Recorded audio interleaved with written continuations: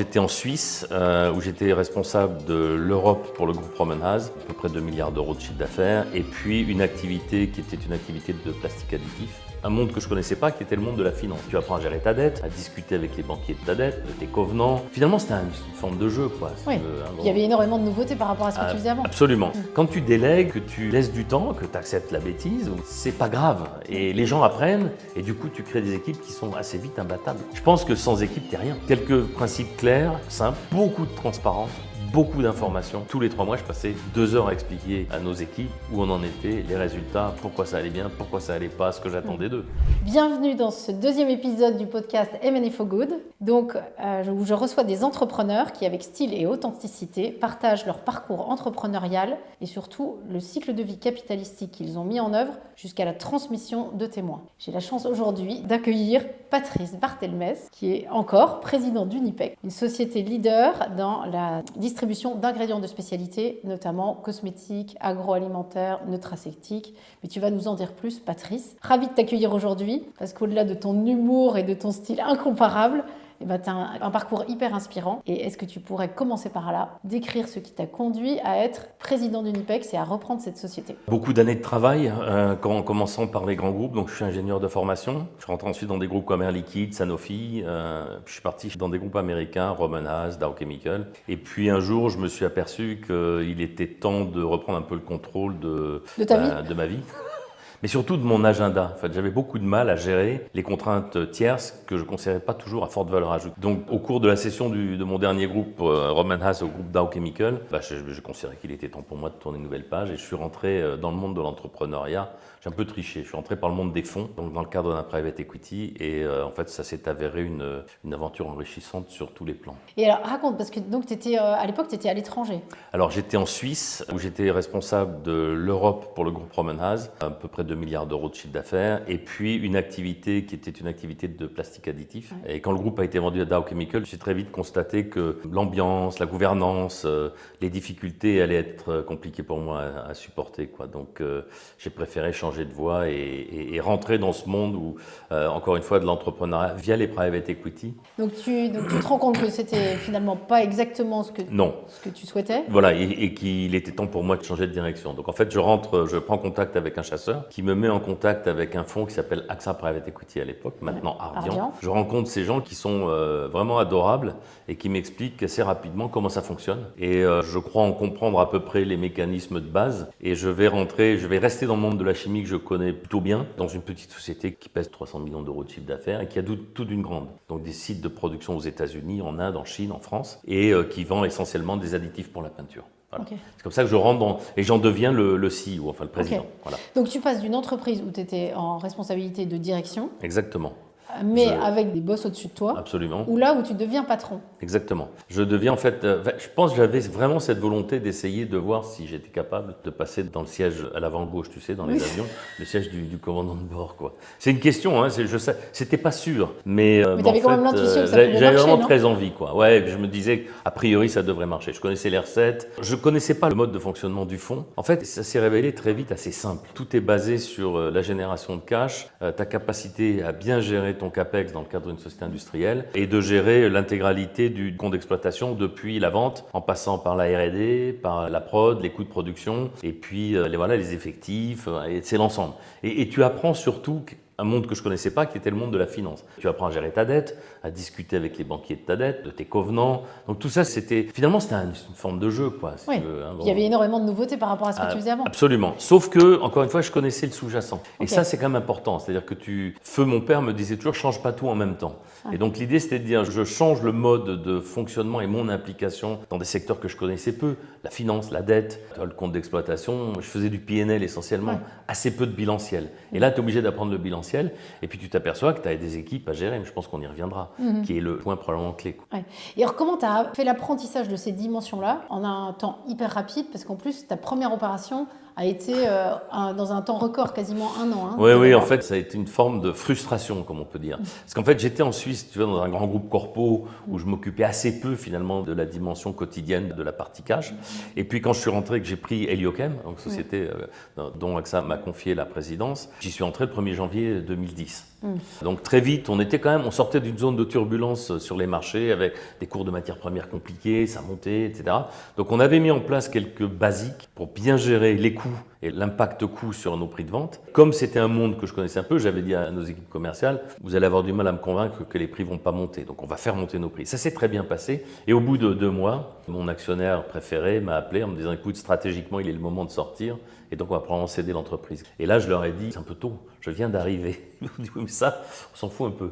Et donc, j'ai vendu l'entreprise après avoir fait probablement une fois le tour de tous les actifs, donc des différentes entreprises et des différents sites de production, avoir rencontré les gens. J'ai eu beaucoup de chance d'avoir une équipe avec moi absolument héroïque. Les types, ils ont été irréprochables. Et donc, on s'est lancé dans la cession de l'entreprise à un groupe américain. Mais dans un temps record. Dans mais sachant un temps que record. c'était une participation qu'ils avaient et dont tu étais arrivé pour prendre la direction. Oui, en fait, il y avait eu un problème avec le CEO précédent, donc ils avaient déposé le CEO précédent et j'étais rentré pour lui succéder. Il y avait quelques petits problèmes. Et donc, c'était vraiment pour moi l'impression d'avoir découvert un nouvel espace qui m'était d'un seul coup réenlevé aussi vite qu'on me l'avait confié. Donc, on a eu des discussions intéressantes avec les gens d'Ardian, mais nonobstant, il a fallu vendre. Donc, on a cédé. Donc, j'ai fait les management press. Exercice auquel je n'étais pas du tout formé. Mais en fait, c'est de la vente. C'est pas plus compliqué que ça. Et donc on peut dire que toi, tu as un apprentissage rapide. Ouais, disons que moi, je suis ingénieur de formation, mais quand je regarde mon parcours, j'ai été ingénieur assez peu de temps finalement. J'ai fait de la R&D, beaucoup de D, peu de R. Ouais. Et puis très vite, je me suis aperçu que ce que j'aimais, c'était de la vente technique. Okay. Donc en fait, c'était allier mon background technique avec de capacité de vendeur, quoi. Donc c'est ça que j'aime faire. Et donc les management presentations, c'était finalement faire de la vente, mais c'était d'autres interlocuteurs. Voilà, un peu plus grosse échelle, et finalement, mais pas différent que de vendre un produit que tu connais et que tu considères comme étant un bon produit. Et donc on a cédé l'entreprise, le deal a été conclu vers le mois de septembre. J'avais une chance de rester associé à l'aventure avec le nouveau repreneur, qui s'appelait à l'époque Omnova Solutions. Et puis le CEO d'Omnova Solutions m'a appelé en disant, écoute, c'est trop compliqué, je pense qu'on va pas pouvoir te garder, donc il faudrait que tu quittes l'entreprise, quoi. Donc là, tu te retrouves sur le carreau. Donc je me retrouve rentrant de Suisse depuis moins d'un an. La Suisse, c'est quand même sympa. Que j'avais adoré, rentrant de Suisse et puis sur le carreau. Donc je reparle à mes contacts chez Ardian en leur disant, bien aimé l'aventure, j'ai trouvé un peu fugace. Donc est-ce qu'on pourrait refaire autre chose, quoi? Et ils me disent, écoute, on a une autre actif en portefeuille sur lequel on n'est pas très content. Est-ce que tu veux regarder? Donc ça, on descend en taille, puisque chez Roman Haas, j'avais piloté 2 milliards. Ouais. Je prends Heliochem qui fait 350 millions ish.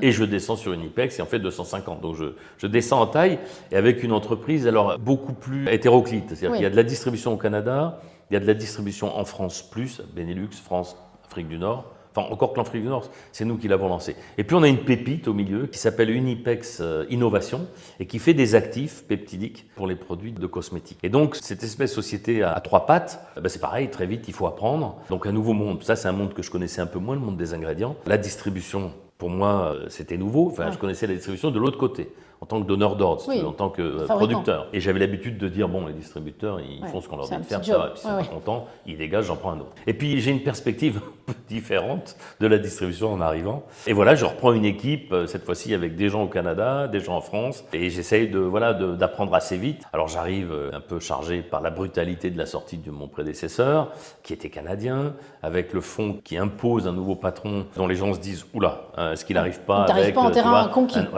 Pas vraiment, non. Avec est-ce que j'ai pas un agenda caché, etc. Et j'aurais dit, essayez de me faire confiance, donnons-nous 3 mois et puis vous verrez. Vous jugerez sur pièce. Voilà, vous verrez comment je travaille. Et en fait, on s'est entendu au-delà de ce qui était possible avec l'équipe. On s'est lancé dans cette nouvelle aventure, toujours avec AXA comme actionnaire majoritaire. Voilà, le temps de pas faire de bêtises, très vite 2-3 acquisitions qui étaient dans le pipe, mais que mon prédécesseur n'avait pas emmené au bout. Donc j'ai voulu marquer très vite action plutôt que réflexion. C'est-à-dire, c'est bien la réflexion, mais il faut y aller avec 70%, 60% des infos.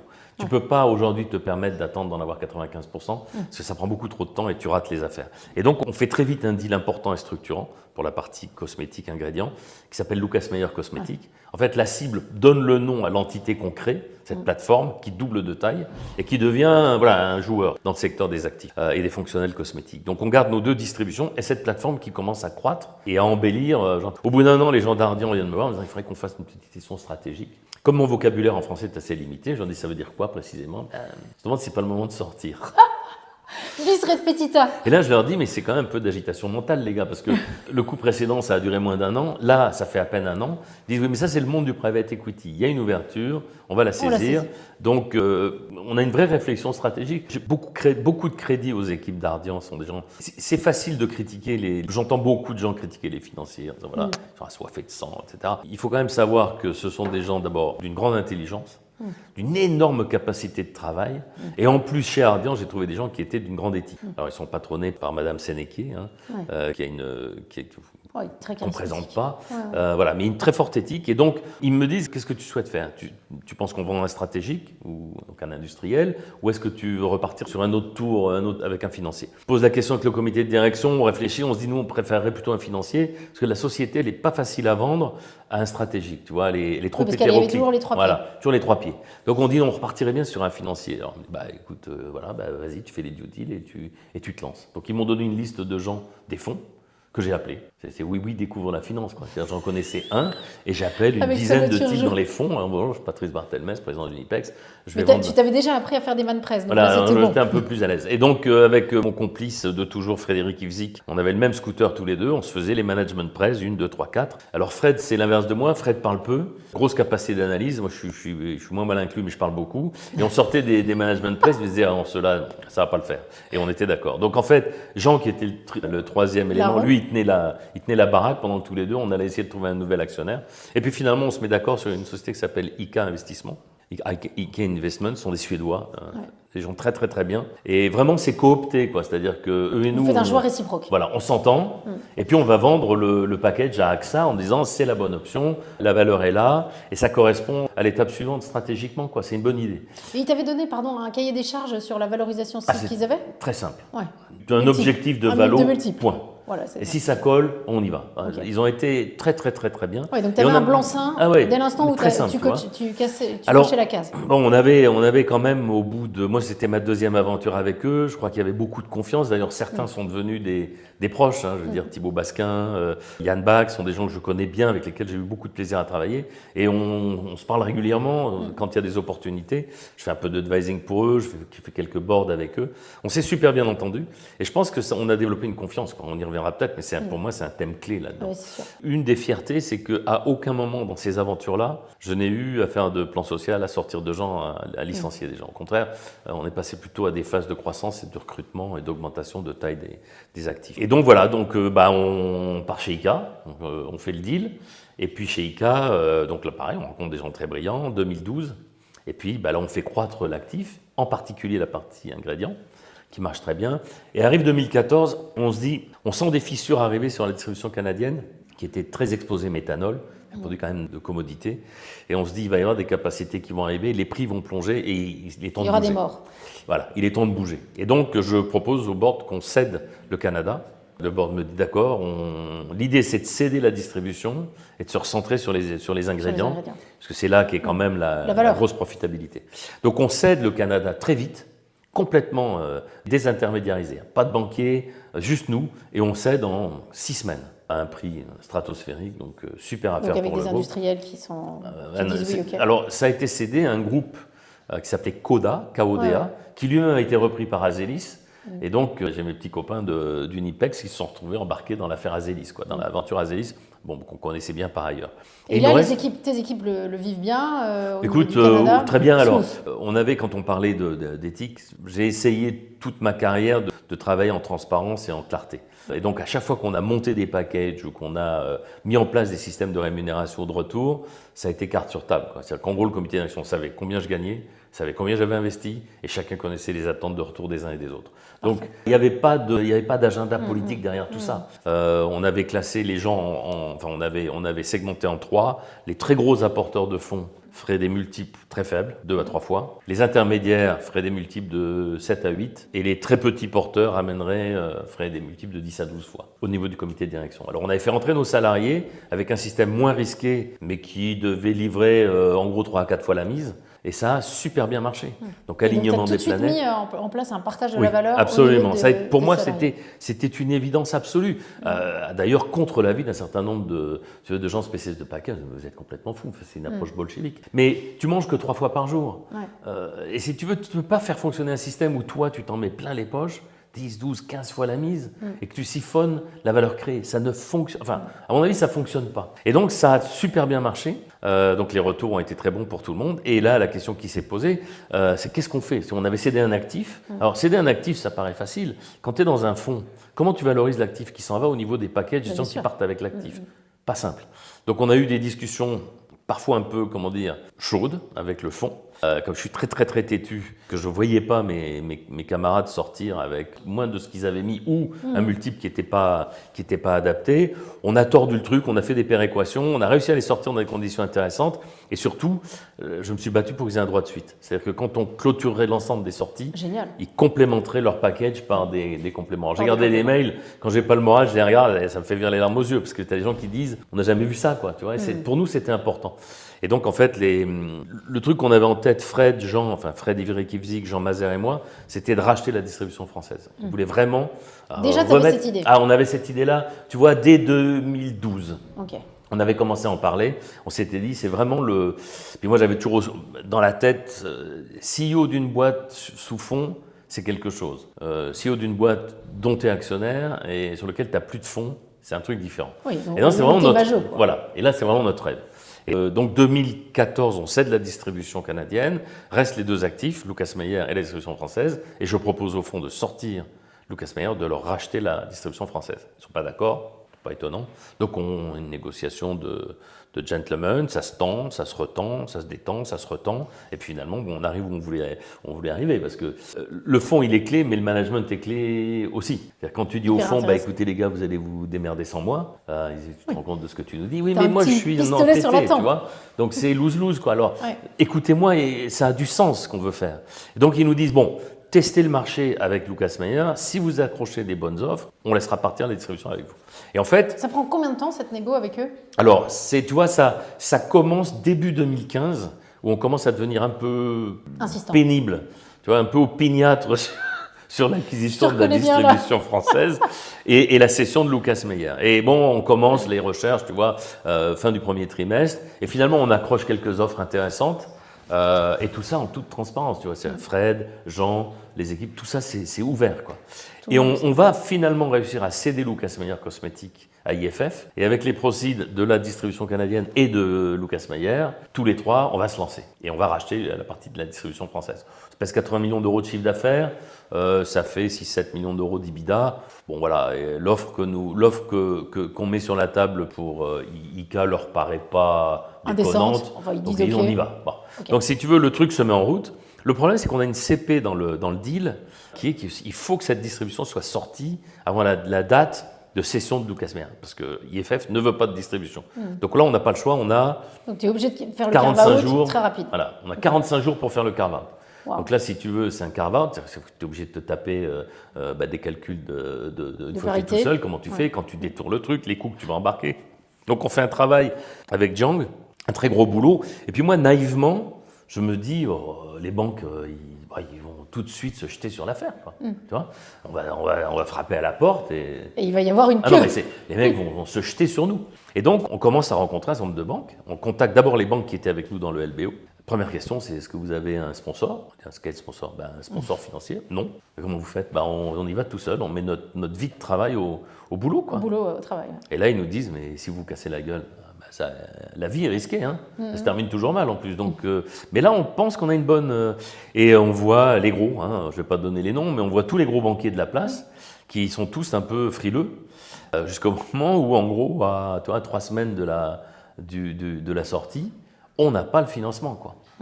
Donc là, on va tenter un coup, on va appeler un financeur unitrancheur, Metzner, qu'on connaît, qui connaît la maison, à qui on va dire, Étienne, il faudrait que... Étienne Obolt, son nom, on est éternellement reconnaissant. Si tu es intéressé, c'est le moment, quoi. Et il nous dit, on y va. Donc on va vous financer la dette. Ça va vous coûter un rein. Enfin, il est clair. Surtout qu'à l'époque, tu vois, l'argent est à entre 1 et 2%. Là, le plutôt 7. Tu vois, donc, mais ça va être light, je vous la fais en 3 semaines. Et donc, on arrive à monter le truc, mais quasiment à 24 heures près. Donc là, c'est 3 semaines où tu dors pas, où tu es sur la brèche en permanence, ce qui d'ailleurs te vaut faire à l'occasion quelques conneries, des mails qui vont pas aux bons endroits, avec des noms d'oiseaux. Enfin bon, ça a été un peu rock'n'roll, ouais, ça a été un peu chaud. Et puis finalement, le truc se dénoue. On cède Lucas Meyer à IFF, on rachète la distribution, et là, on est maître chez soi, quoi. C'est le bonheur. Et donc on va faire décoller le truc, tu vois, ça pèse 80-85 millions. Donc d'abord, on a quand même vérifié auprès des grands commettants qui s'en vont pas. Parce que 250 millions, tu as une surface. De changement de contrôle, 80 millions, tu as des change of control.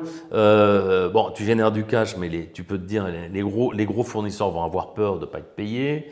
Est-ce que le personnel va rester? Enfin voilà. Donc on essaye de cocher toutes les cases. Et finalement, on décolle et ça se passe plutôt pas mal. Et 2 ans après le décollage, donc 2017, les banquiers, mes amis banquiers, qui étaient plutôt frileux à l'époque, viennent en disant on adore. On pourrait pas refinancer votre dette parce que finalement vous y êtes arrivé, quoi. Vous vous êtes pas cassé la gueule. Et là, là j'ai fait mon là, Lorrain. T'as fait le bras de fer. Donc j'ai dit à Jiang que tu as rencontré. Ouais. Notre financier vietnamien qui parle français avec un fort accent vietnamien, ce qui fait que comprend pas, mais il est brillant, donc ça nous sauve à chaque fois. Il y a un type extraordinaire. Je dis à Jiang, écoute, négocie. Tu leur dis que moi c'est non, je reste avec l'unitrancheur, mais que s'ils nous font un deal complètement infusable, on ira. Et en fait, on part avec les 3 banques traditionnelles, BNP, Générale et CIC, et on fait une dette on arrive à monter une dette donc amortissable et in fine. Tiens-toi bien, qui était quasiment éteinte au moment où on aurait dû rembourser la dette de l'unitrancheur. Wow. Donc c'est juste spectaculairement intéressant pour nous. Donc tant et si bien qu'on dit à Jiang, écoute, tu as fait un boulot remarquable, tu vas avoir un bonus remarquable. Et donc on lui verse, rentre dans l'histoire. Alors on lui verse 1,5 million d'euros de bonus. Donc quand il reçoit son truc, il se demande ce que c'est. Ils se sont trompés. Donc il vient de voir, il y a un 0 de trop. Non, c'est mérité, quoi. Et il réinvestit quasiment tout cet argent avec nous. Donc il rentre 4e actionnaire avec nous. Et là, si tu veux, on sort complètement la dette et on sort le ticket d'equity que nos amis d'ICAS avaient mis. Et on reprend cette fois-ci 100% du capital.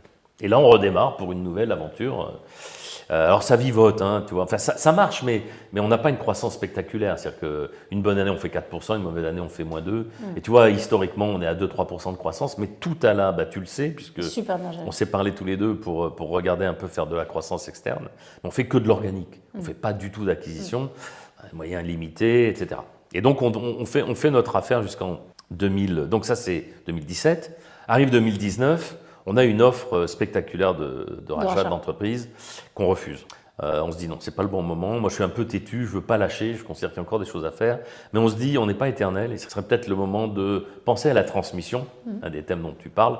Et donc, l'idée, c'est de faire rentrer notre management au capital et de prévoir la transmission. Et donc, on va offrir une entrée au capital à notre management et à l'ensemble de nos salariés, qui ont une petite participation, mais on veut un truc un peu plus dynamique.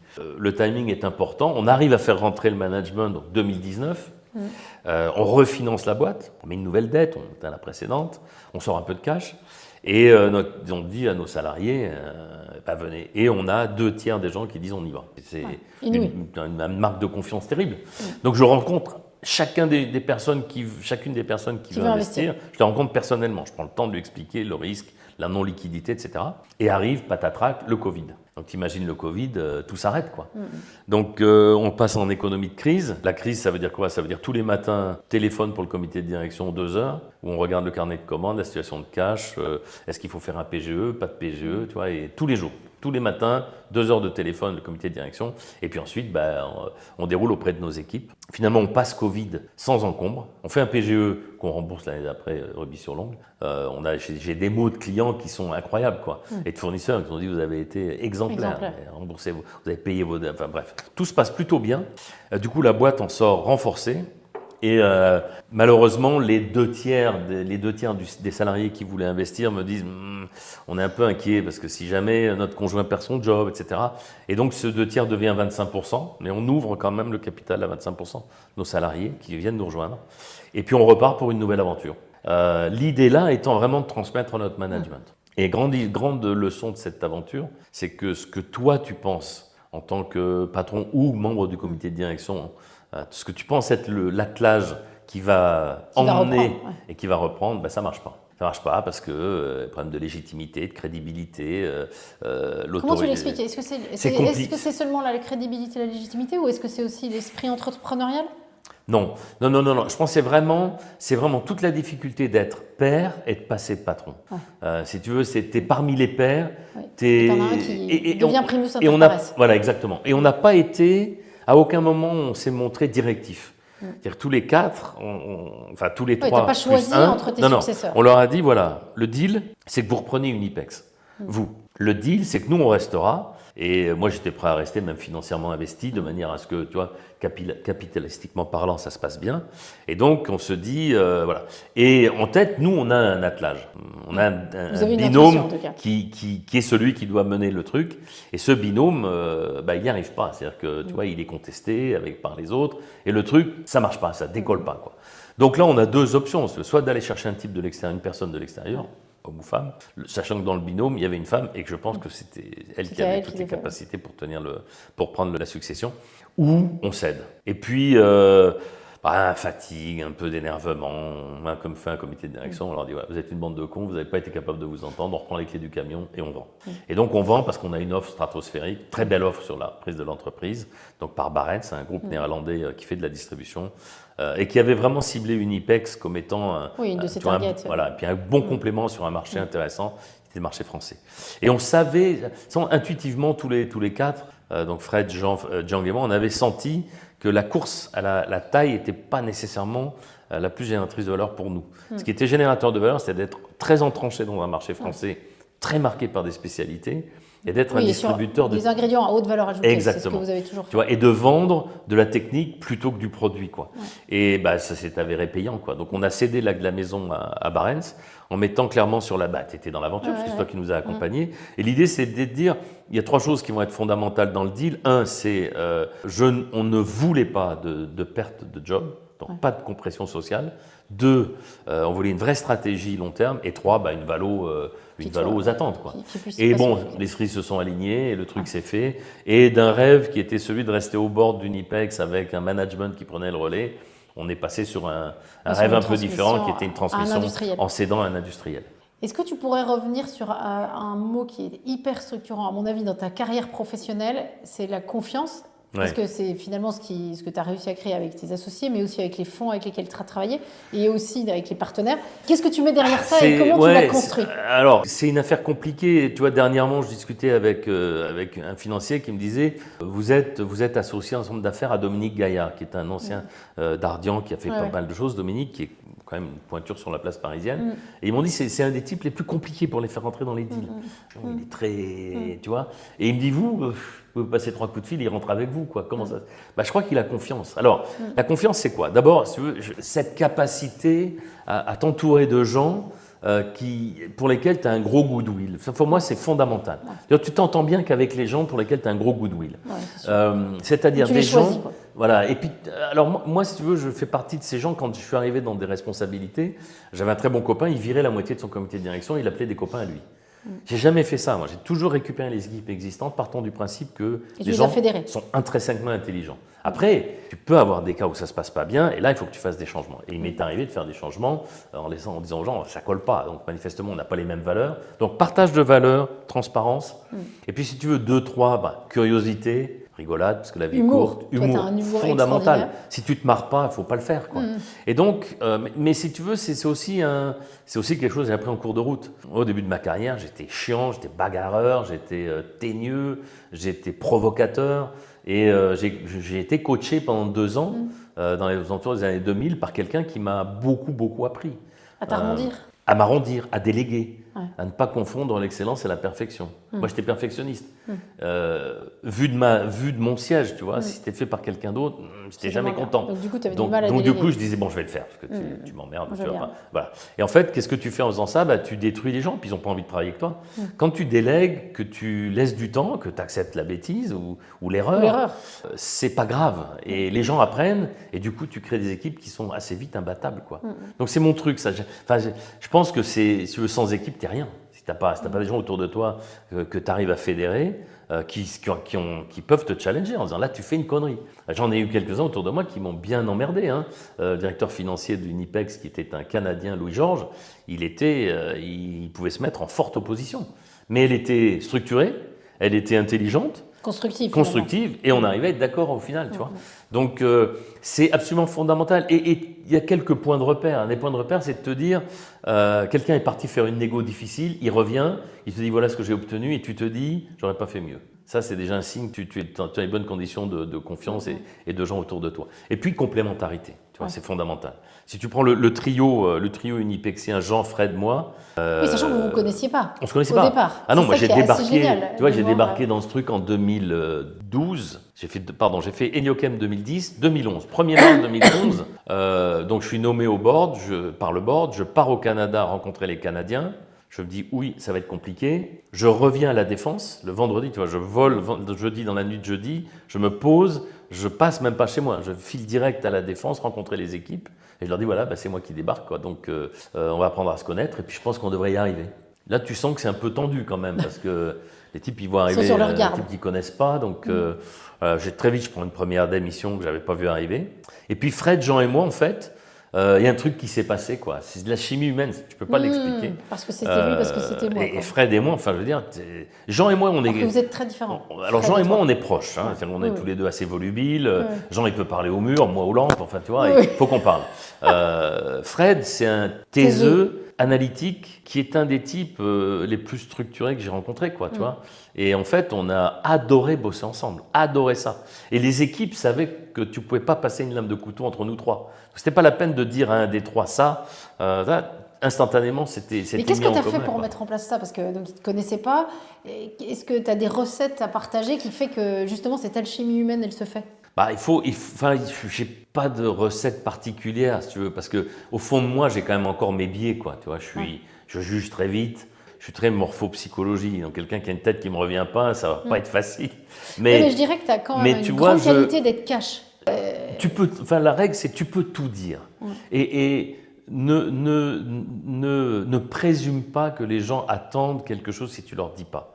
Donc, si tu veux, moi, il m'est arrivé de rencontrer, d'avoir des discussions compliquées avec Fred, avec Jean, avec certains de mes collaborateurs.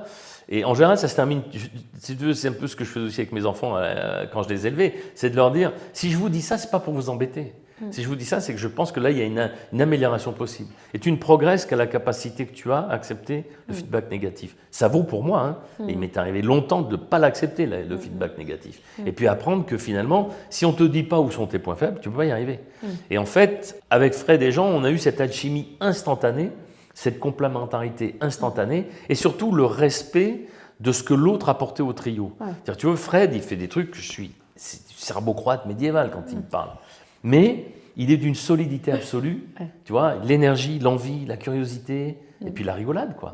Mais ça transparaissait, tu sais, quand on a commencé à rencontrer des gens. Moi, quand je vous ai rencontrés, c'était tellement évident. T'en parles à nos avocats, t'en parles à nos financiers, t'en parles à nos banquiers. Ils nous disaient tous les trois, c'est un trio incroyable, quoi. Et un trio d'équilibre. Alors après, s'il y avait une décision à prendre, on était 4. Donc, si on était 2 contre 2, j'avais le PPM de plus, puis j'étais le patron de la boîte pour décider au final quand il fallait. Mais il n'y a jamais de cas, j'ai pas de cas en tête où à 4, on était en désaccord 2 contre 2, tu vois, à aucun moment. Alors peut-être sur la première offre en 2019, où Jean dit, c'est une belle offre les gars, peut-être pas idiot de sortir maintenant, et Fred et moi, on n'est pas prêts. On lui dit, non, on ne sort pas maintenant, écoute, c'est pas le moment, on peut encore faire des belles choses avec cette société, et bien nous en a pris. Oui, c'est sûr. Tu vois, on se balade à 85 millions, l'année où on cède, on fait 120. Croissance extraordinaire qui est due à l'ensemencement, la préparation, l'investissement dans les gens au moment où il fallait le faire, et puis l'explosion en 2022, qui s'est confirmée en 2023 et qui se confirme en 2024.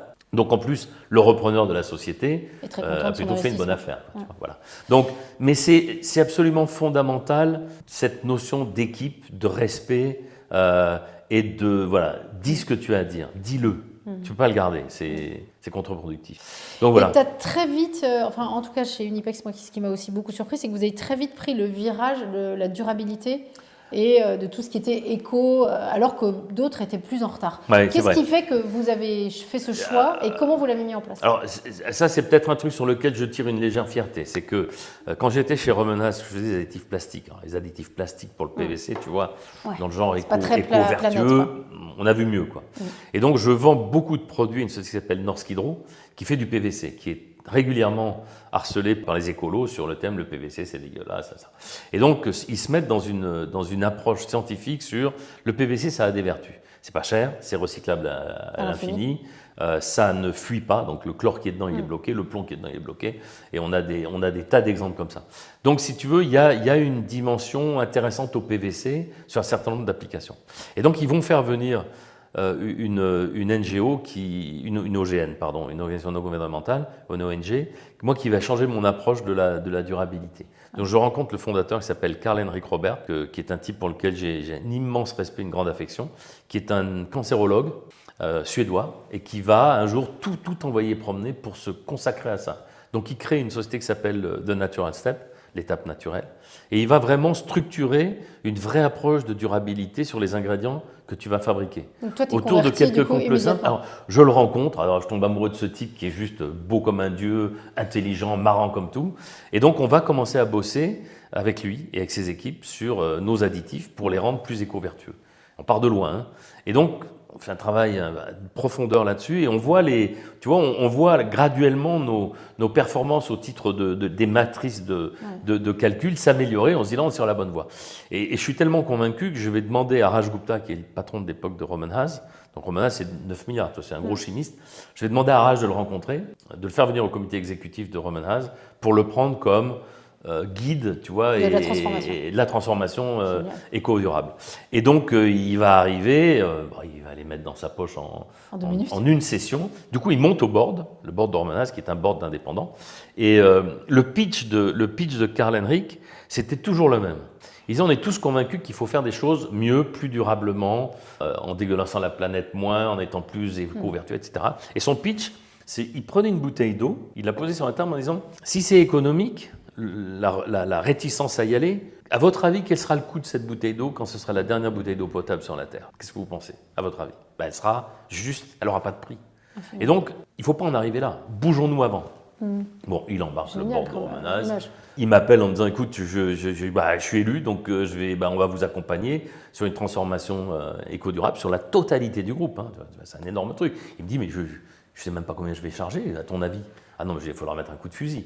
Il faut leur prendre entre 2 et 5 millions par an, parce que sinon, tu ne seras pas sérieux. Et donc, ils chargent, je ne sais plus combien, quelques millions de dollars par an. Et donc, on s'embarque. Malheureusement, la boîte est vendue à Dow Chemical. Ça va devenir compliqué, parce que Dow a une autre approche de développement durable. Parfois, moi, me choque un peu, parce que quand tu voles tout seul dans un Airbus à 350 privé pour faire 200 bornes, il y a un truc avec l'éco-durabilité que tu n'as pas compris, quoi, à mon avis. Hein. Et donc, je vais partir. Ça ne correspond pas en plus vraiment à mes attentes. Et donc, je vais rentrer chez Heliochem, où je vais commencer ce travail, mais très vite, comme la boîte est vendue, c'est fini. Et j'arrive chez Unipex en disant, voilà, il y a 2 documents que je veux voir sur mon bureau. 1, c'est le code de conduite. Et 2, c'est notre approche développement durable. Et là, on me regarde, il est complètement fou. C'est qui ce gars? Tu vois, c'est 2011. 2011, hyper tu vois. précurseur. Donc ça fait 13 ans, 14 ans. Ouais. Et on va, je les lâche pas. Je vais vous emmerder jusqu'à ce on ait une vraie approche, quoi. Alors on me parle de greenwashing, certains n'y croient pas, mais je les lâche pas. Et donc je vais emmerder tout le monde. Et en fait, ça va nous permettre, en tout cas pour Unipex France, de nous positionner comme distributeur très engagé, très tôt, sur le développement durable. Et ça va nous nouer des liens incroyables avec des grands cosméticiens, les Chanel, L'Oréal, LVMH, Clarins, etc. Et ils vont nous repérer comme vraiment un distributeur à part dans ce domaine-là. Oui. Et donc, on va participer à beaucoup de leurs laboratoires, beaucoup de leurs plateformes de réflexion. Et on va travailler énormément ce sujet, ce qui nous a valu une vraie différenciation. Parce qu'en plus, on veut vraiment le faire. Alors, on a aussi beaucoup emmerdé nos commettants.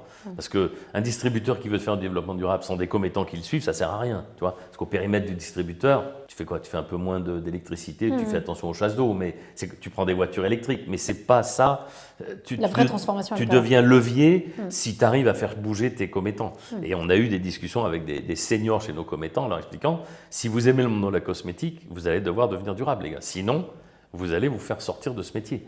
Et donc on a réussi à faire bouger les lignes avec un certain nombre comme Ajinomoto, comme Lubrizol, comme d'autres. Oui, donc et ça, c'est une grande fierté. Oui, Okay. Absolument. Et tu as réussi à embarquer tes équipes sur ça c'est du pain béni. Ah oui. Quand tu dis à tes équipes, on va se lancer là-dedans et ça va devenir un des axes de solidification de l'entreprise, ça marche à tous les coups.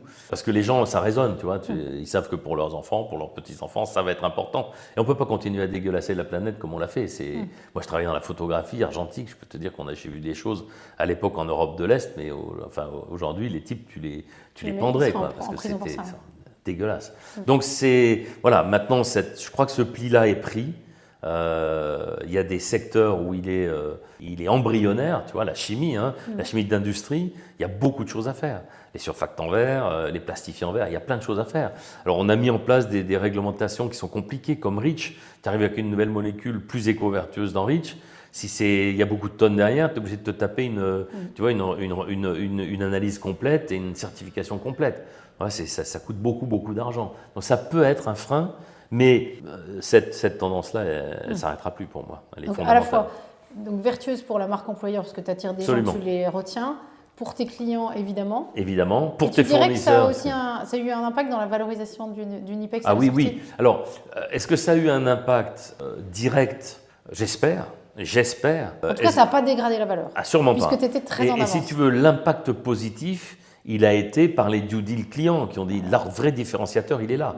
Donc si tu veux, aujourd'hui, un bon distributeur, il sait faire de la logistique, il sait faire du conseil, il sait faire de la réglementation, évidemment. Tout le monde fait du développement durable aujourd'hui. Tu vois, on a été battu sur EcoVadis, on n'est plus les premiers. On a été longtemps les premiers. Maintenant, on est resté collé au gold, ce qui me rend dingue parce que je voulais absolument être platinum. On ratait le platinum à chaque fois à 2 ou 3 points. Bon, après, tu peux épiloguer à l'infini sur pourquoi je l'ai raté. Est-ce que c'est parce que j'ai pas bien documenté un certain nombre de process? Peu importe, tu l'as pas, point. Donc, mais pour moi aujourd'hui, puis très tôt, si tu veux, on a aussi pris l'habitude d'aller se faire mesurer par des tiers. Tu vois, la vérité, c'est le tiers qui te la donne. Absolument, c'est fondamental. Parce que sinon, tu peux t'auto-proclamer le meilleur. Il faut que ce soit les autres qui te disent que tu es le meilleur. Sinon, ça vaut pas grand-chose, quoi. Donc voilà, si tu veux, quelques principes clairs, simples. Beaucoup de transparence, beaucoup d'informations. Moi, je passais tous les 3 mois, je passais 2 heures à expliquer à nos équipes où on en était, les résultats, pourquoi ça allait bien, pourquoi ça allait pas, ce que j'attendais d'eux. Ouais, et donc, tu as embarqué les gens. Ouais, parce qu'en fait, puis après, tu personnifies le truc, et puis les gens n'ont pas peur, ma porte est toujours ouverte, les gens venaient me voir. Après, on n'était pas toujours d'accord, hein. Mais en tout cas, j'écoutais ce qu'ils avaient à me dire, puis après, en fonction, j'agissais ou pas, mais avec une boucle de retour en disant, je ferai rien parce que. Et parfois, j'ai eu des discussions avec certains de mes collaborateurs où ils se voyaient là et je les voyais là, et on avait cette discussion en disant, moi, je le vois pas. Alors, on va mettre en place de la formation, de l'évolution, on va vous tester sur d'autres types de postes. Si vous êtes très très pressé, peut-être aller voir ailleurs. Et c'est pas grave. Je reconnais bien ton cocher. Tu vois, la respiration, elle est importante. Tu vois. Faut être cash. Et en général, les gens t'en veulent pas. Les gens t'en veulent quand tu es pas clair. Si tu es très clair et que tu argumentes pourquoi tu as cette clarté-là, en général, ça marche bien. Comment tu définirais ta zone de génie? J'en ai pas. Ça, c'est faux. Non, j'ai pas de génie. Si, non, mais le génie, c'est pas génial. C'est simplement là où tu es vraiment complètement dans ta bonne énergie et où tu n'es jamais fatigué. Les gens. Enfin, c'est mon truc. Je vais arriver aujourd'hui à un virage qui est compliqué pour moi, qui est celui de la retraite. Si tu veux, ce que j'aime faire, en fait, c'est rencontrer des gens sans arrêt. Je suis toujours curieux. J'ai une curiosité et je pense une énergie. Inextinguible. Ah ouais, mais c'est insatiable. Je suis jamais rassasié. Là, j'ai rencontré des gens hier, une personne hier que je ne connaissais pas, que j'ai rencontré par. J'ai rencontré des gens dans des domaines aussi variés que traitement antidouleur, fabrication de pulls en cachemire, ingrédients cosmétiques éco-vertueux, ingrédients peinture éco-vertueux, les fonds, les banques. On fera certainement des trucs ensemble, je l'espère. Mais si tu veux, c'est toujours le même ressort. Rencontrer des gens, être curieux de nature, respectueux de nature. Moi, j'ai eu la chance d'aller partout pratiquement sur la Terre. Je n'ai jamais été embêté. Jamais. Pourtant, je considérais comme étant plutôt emmerdeur, têtu, etc. Mais j'ai toujours un immense respect pour les gens que je rencontre. Immense. Et après, on est d'accord, pas d'accord. Mais il faut toujours être respectueux, écouter, faire confiance a priori, et puis essayer de combiner les talents, tu vois, c'est-à-dire… Ce que tu sais très bien faire. Toi, tu as besoin de ça. Attends, j'ai peut-être quelqu'un… Et comme les gens ont tendance à me faire confiance, quand je les mets en relation, ça marche, quoi, tu vois. Quand tu as un entrepreneur qui te dit, écoute, je cherche à lever de l'argent, tu lui dis, bon, attends, raconte-moi ton truc, 15 millions. Alors, 15 millions, déjà, je ne peux pas te mettre en contact avec eux, tu es trop petit, mais avec eux, oui. Et je n'ai pas de un cas. Aiguilleur. Exactement. Et j'ai peu de cas de gens, quand je les sollicite, qui ne répondent pas. En général, ça marche pas, c'est un autre sujet. Mais il y a toujours cette réponse de dire, bah, tu nous l'envoies, on va le rencontrer, quoi. Et ça, c'est vachement bien. Ouais, c'est génial. Voilà. Et alors, tu dis aujourd'hui, tu as passé le témoin de la transmission, tu as vendu une entreprise, donc Ouais. Jean est déjà sorti, Frédéric aussi. Donc alors, Jean est sorti, Fred, non. Alors, Fred, Jean, on il se est voit toujours là, régulièrement. ouais. Tous les vendredis midi, on avait le Moupecho qui se rencontrait dans un resto où on buvait un petit peu de vin. On était à midi pétante, on était là. Puis il ne s'agit pas qu'on se fasse piquer notre table, parce que alors là, on devenait désagréable. Elle était sanctuarisée. Ouais, elle est sanctuarisée, il y a une plaque, tu sais. Oui. Donc Jean, il vient régulièrement, il dit, bon, le Moupecho se réunit vendredi, là, ouais, il se réunit, hop, alors il joint à nous. Fred est toujours là, donc... Donc il est resté plus longtemps que ce qui était prévu. Ah bah oui, parce que Fred, parce qu'au début, il tient les clés sortir. il tient les clés de l'IT. Il est Ouais, c'est incontournable aujourd'hui. Mais au début, il devait sortir plus vite, tu te Plus souviens. vite, voilà. Et alors bon, il est toujours là, mais Fred, c'est Fred, quoi. C'est un monument, c'est un frangin, quoi, tu vois. Donc Jean est Et parti, puis, toi, Jean est et parti. toi, tu Jean, vas lui, bien. il va voguer vers de nouvelles contrées, puisque revient en Asie. il devient patron de la finance Asie pour le groupe. Donc ça, c'est une super bonne nouvelle. Et puis moi, ben voilà, jusqu'à l'été, là, puis après, je vais passer 3/5e, puis fin d'année, je décrocherai probablement, quoi, pour de nouvelles aventures. Ok. Voilà. Et comment tu vis ce Mal. passage de trans... Ouais, mal, ok. Ouais, mal. Et pourquoi mal? Parce que je suis attaché émotionnellement au truc, tu vois. Ouais. Alors, j'ai les larmes aux yeux, parce que c'est 10 ans de ma vie, quoi. Bah, bien sûr. Voilà. Ouais. C'était génial. C'était génial. Ouais. Bah, ça permet peut-être de traiter la question qu'avait posée Mathieu pour le prochain, si c'était à refaire. Si c'était à refaire, ah bah, je ne changerais rien. Qu'est-ce que je changerais? C'est au début, si tu veux, que j'ai un peu merdouillé, quoi. Tu vois, j'ai raté mon bac. La deuxième fois, je l'ai eu un peu difficilement. Je suis parti en fac, j'ai rien C'est branlé. plutôt rassurant pour les enfants Je me qui suis fait éjecter de marchent la pas bien. fac, tu vois. Derrière, je suis parti faire un BTS. On m'a dit, mais qu'est-ce que tu vas foutre avec un BTS? Puis après, j'ai fait mon service militaire, parce qu'à l'époque, on servait encore 1 an. Puis après, je suis rentré en école d'ingénieur. Mais disons que là, j'aurais pu gagner 2-3 ans, tu vois, sur le parcours. Mais ça m'a appris d'autres trucs. Je suis devenu très bon baby-foot. J'ai beaucoup fait la bringue. Voilà, mais après, non. Après, puis j'ai eu de la chance, quoi. J'ai eu beaucoup travaillé, mais toujours rencontré des gens extra, quoi. Ouais, génial. Voilà, Merci de l'aventure. témoigner ça. Merci beaucoup. C'est un plaisir. Quelle est la question que tu voudrais que je pose au prochain interviewé? Comment on réussit à se décrocher mieux que je ne le fais, quoi, tu vois. Ok. Tourner la page, voilà, c'est ça qui est compliqué. Bah, c'est parce qu'il y a beaucoup d'amour que c'est difficile. Absolument. Voilà. Merci Patrice. T'en prie. Merci pour la séquence émotion et authentique, comme tu es toujours. Merci de ta confiance. Merci. À bientôt.